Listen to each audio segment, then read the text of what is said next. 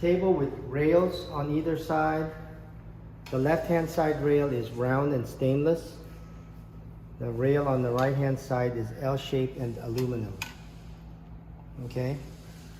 You have a stop in the front, which prevents the table from coming straight out when it's in the stand. And then you have a stop in the front, which prevents the table from rolling all the way forward when you are performing a cut.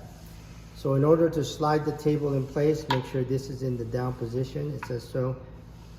Arrow points towards the direction it needs to be in order for you to remove and install the table. Slide the table in place.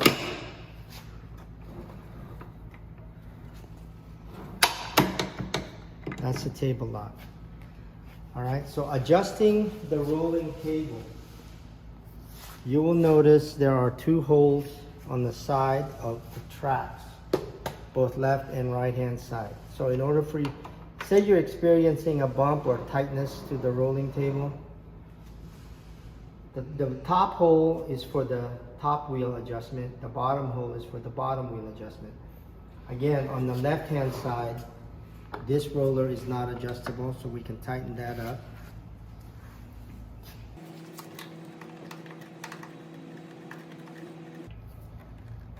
Okay, this center wheel is adjustable, and so are these smaller upper wheels.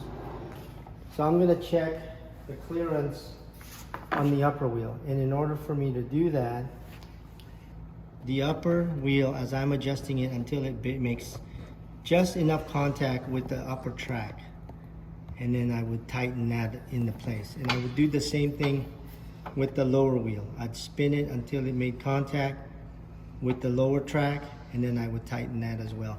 And I would do that for all the adjustable wheels on both sides of the rolling table.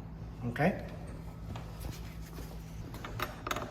And while I hold the cam in place, I would tighten the nut. Okay?